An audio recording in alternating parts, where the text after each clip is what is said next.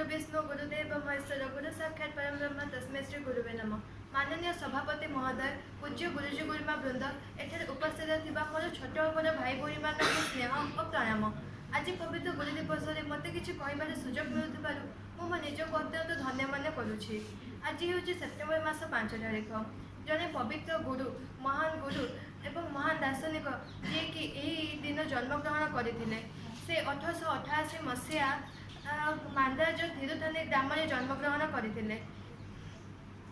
जन्मदिवस को आम गुरु दिवस रूपे पालन कर निज दरमार अल्प किसी निज पाखे रखी सबुतक प्रधानमंत्री पांठी को दान करदे।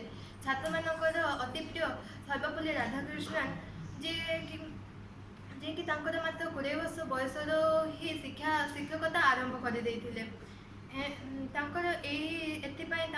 प्रतिभा जो जन्मदिवस को आम गुरु दिवस स्वरूप पालन कर शिक्षा अनुष्ठान जहाँ छात्र छात्री मानक एक कर्म मंदिर। यही कर्म मंदिर शिक्षक शिक्षयित्री होती चलती ठाकुर।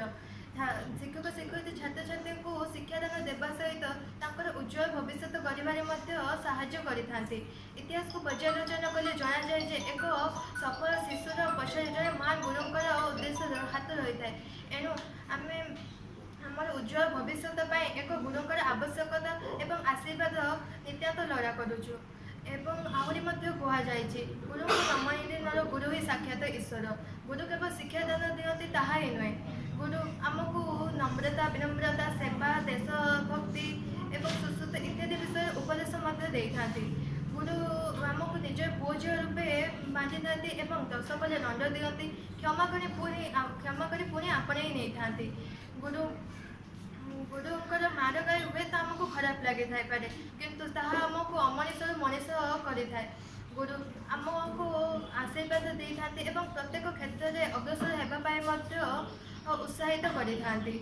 शिक्षकर अर्थ को जी बुझी निजर जीवन मूल्य को बुझी। शिक्षक अर्थ सी अर्थ शिक्षा, क्षर अर्थ क्षमा एवं कर अर्थ कर्तव्य। शिक्षा क्षमा कर्तव्य द्वारा शिक्षक आमको एक आलोक अंधार आलोक को आनी था। शिक्षक से पदे पदे कथा माड़े हो गाड़ी हो रागरे हो दोषारे हो एवं स्नेहरे हो से समस्त प्रदान कर से आमको आम जीवन प्रत्येक मोड़ को से बदलाई था। कहवाक गले संसार प्रथम गुरु होती मो बापा माँ। बापा माँ किसी अर्थ रही जपरी बापार अर्थ हो बार अर्थ वायु, पार अर्थ पानी एवं मार अर्थ हो मार अर्थ माटी, आर अर्थ आकाश। यह सब बिना आम बंचा असंभव। किंतु आम द्वितीय गुरु हुए तो शिक्षक हो पारती किंतु से आमको समाज में किपरि बंचा हुए, मुंड टेकी रहा हुए और समाज सहित किपरि खाप खाई चलवा हुए से आमको ता शिक्षा कर। शिक्षा द्वारा आम आम भविष्य उज्जवलमय हम एवं शिक्षक आशीर्वाद आम के लड़ा करुचु आम सब बुझी सारी। एति शेष कर।